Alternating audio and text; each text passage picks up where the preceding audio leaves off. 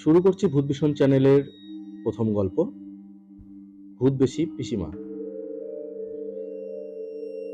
গল্প বললে ভুল হবে, এটা একটি সত্য ঘটনা।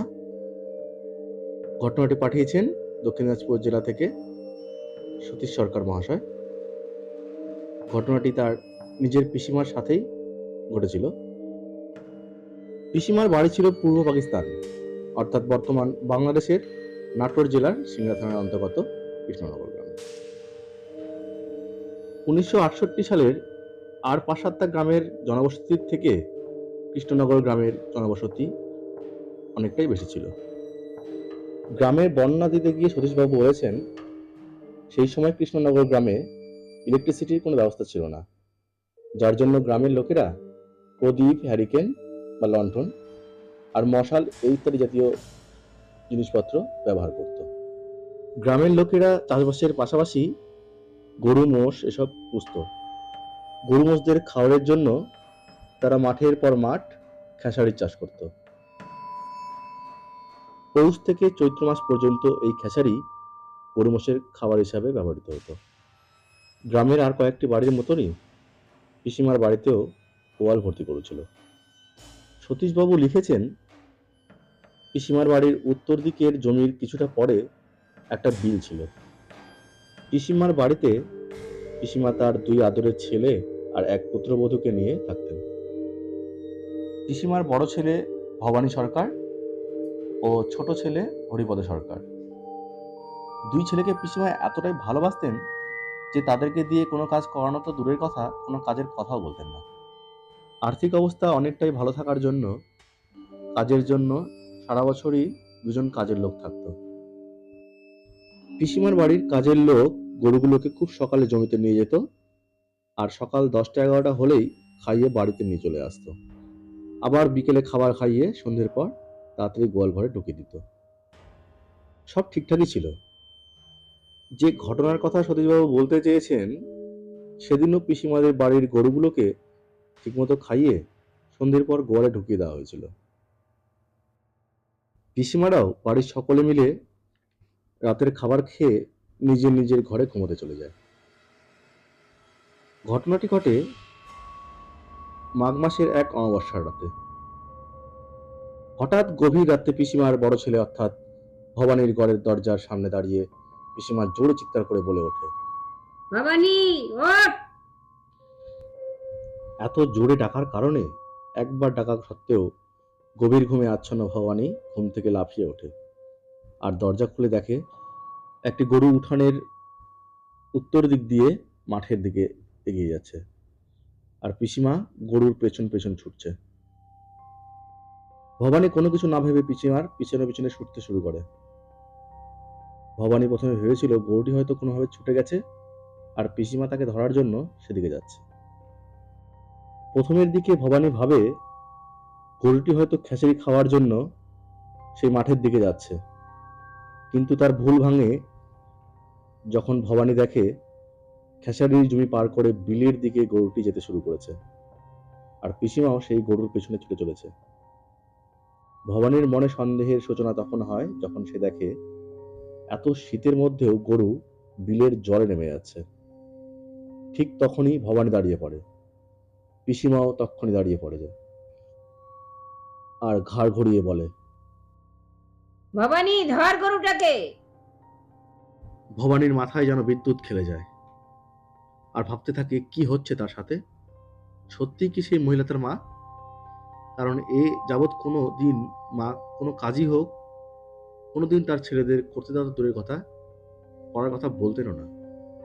সেখানে কি অবস্থায় মা তাকে এই কথা বলছে?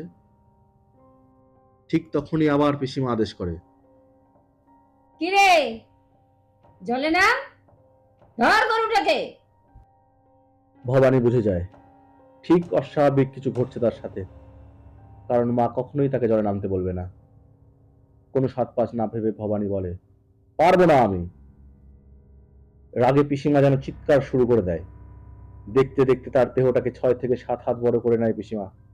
বড় বড় দাঁত বের করে খিঁচুনি দিয়ে বলে, কি, পারবি না? তবে দাঁড়া!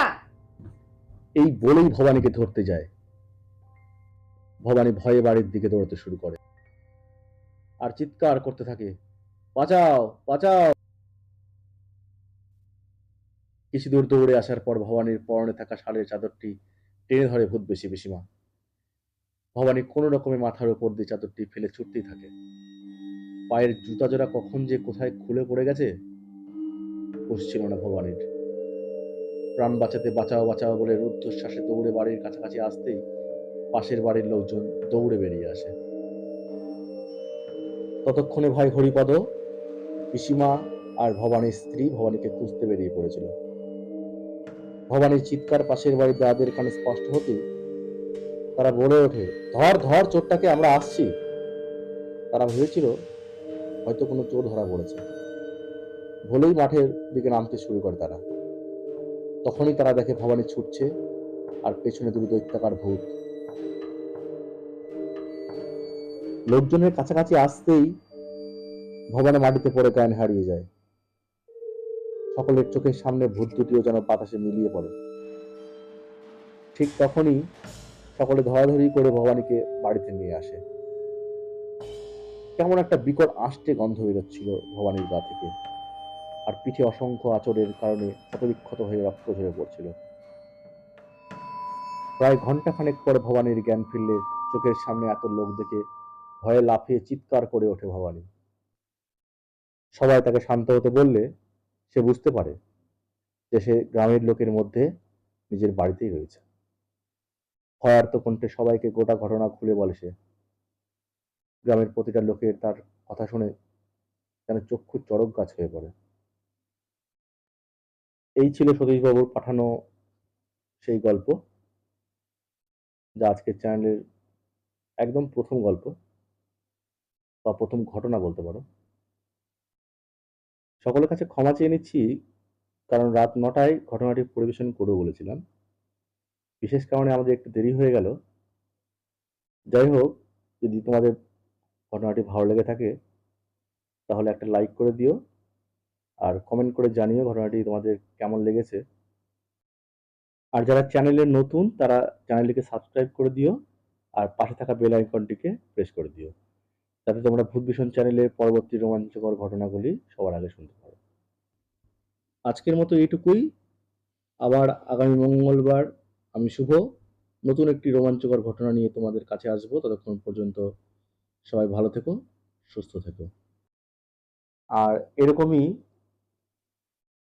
শ্রোতা বন্ধু, তোমাদের যদি কারোর সঙ্গে এরকম অস্বাভাবিক ঘটনা ঘটে থাকে বা কারোর সঙ্গে তোমাদের পরিচিত কারোর সঙ্গে যদি ঘটে থাকে এইসব ঘটনা, তাহলে তোমরা আমাদেরকে আমাদের ইমেল বা ইনস্টাগ্রাম আইডিতে লিখে জানাতে পারো। তোমাদের সেই সব গল্পগুলি আমরা পড়ে শোনাবো শনিবার বা মঙ্গলবার কোনো একটি দিনে।